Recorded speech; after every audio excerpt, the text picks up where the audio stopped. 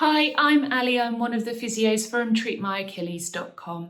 This video is going to be talking about whether Pilates is good for an Achilles tendonitis or tendinopathy, and also if we are going to do Pilates whilst we have this condition, suggestions of ideas that you could try to help modify activity so you can keep doing your Pilates. Treat My Achilles is an online physiotherapy platform treating people virtually from all around the world. We can help you with any type of Achilles problems, from Achilles tendinopathy and tendonitis to tears, or having had surgery or trying to treat a rupture of your Achilles. If you would like to find out any more information about our services, please look at the information below. So can Pilates sometimes make our Achilles worse?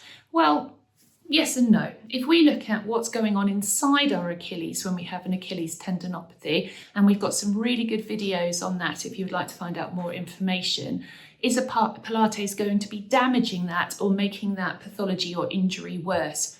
No, it's not. But if we then look at the symptoms we get from an Achilles tendinopathy, which typically are stiffness or pain, and sometimes that can go hand in hand with tightness in our calf. And again, we've got a nice video on why that might be. It can help exacerbate some of those symptoms, particularly if our Achilles is pretty irritated and wound up at the moment. So why might that be the case? Well, when we have an Achilles tendinopathy, our Achilles loses its robustness, loses its ability to cope with activity. Typically that activity is anything where we're raising up onto our tiptoes. So if your Achilles is struggling to do those things and you're getting pain or stiffness or any other symptoms related to that, doing more of that activity can actually irritate it. What we need to do is assess somebody and have a look at what they can do, what their symptoms are like, and make a tailor-made program to help with that. What's quite tricky with an Achilles tendinopathy is that you might feel quite okay in the moment doing that, or you might feel a little bit at the beginning of the class and then it warms up and your symptoms go away. And that's really common with this type of injury. And typically what we then might find is that we could do that class okay, but later on that day, or when we wake up the next day, we might feel the repercussions of doing that. So typical things might be more pain over the next 24 hours or symptoms, or we've finished, we've sat down, we've had a nice cup of tea, or later in the day we've watched the telly, and then when we get up to go and move, or we wake up the next morning and get up to go and move, our Achilles feels a bit more stiff or uncomfortable or painful. So if you're getting that 24-hour response, there is probably something happening in that class, or indeed the rest of your day as well, which might need exploring, that could be adapted to help you still continue to do your Pilates. One of those things can be about trying to reduce the amount that you go up on your tiptoes, and the second would be about the amount of stretch that you get through your Achilles. Sometimes when our Achilles is pretty irritated, stretching it can aggravate, and we have some articles on stretching that might be of interest to you. So when your Achilles tendon comes down and inserts into the back of your heel bone, when we do a stretch, which typically means we're ending up in a dorsiflexed position, so that means your foot's coming back towards you. In that dorsiflexed position, what we're doing is basically bringing our tendon closer to where it attaches on the bone. So if it's pretty irritated and it's a bit angry and upset, if we bring it closer to the bone, it's basically like having a bruise and pressing on it.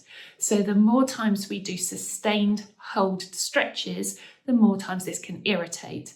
Now, this doesn't mean we may have to avoid that movement completely, and it also might mean that you don't have this. So some people do and some people don't, so it's important to get advice.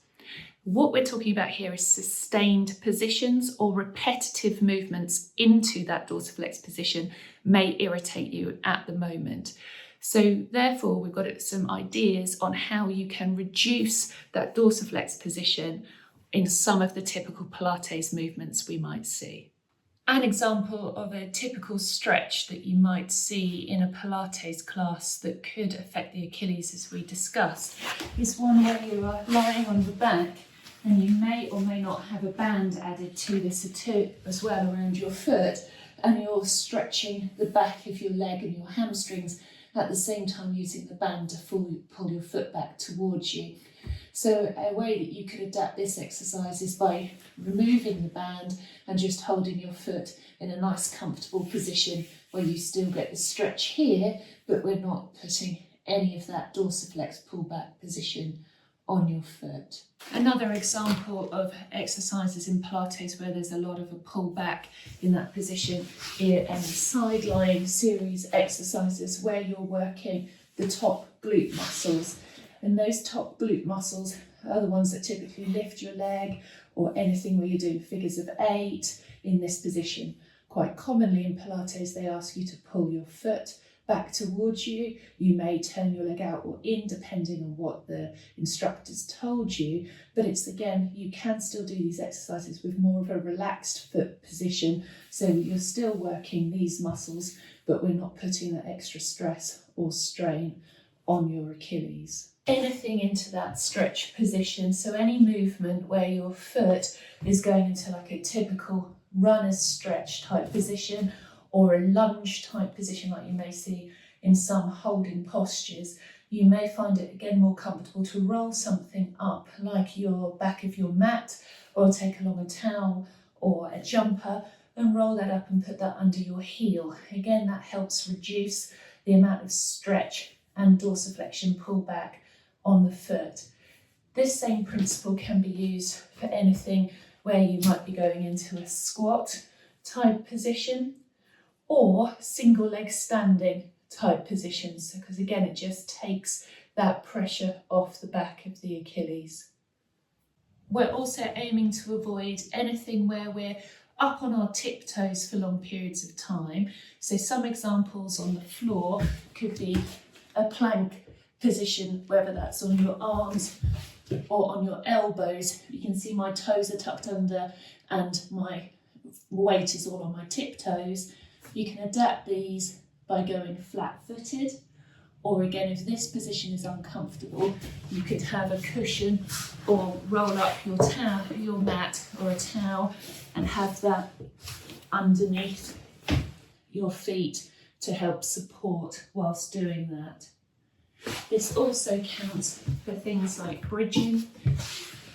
Sometimes bridging, so that means this exercise, which again could be done on one leg or two legs, sometimes comes up onto tiptoes. So again, if we have an issue with our Achilles, keeping our foot flat is quite nice.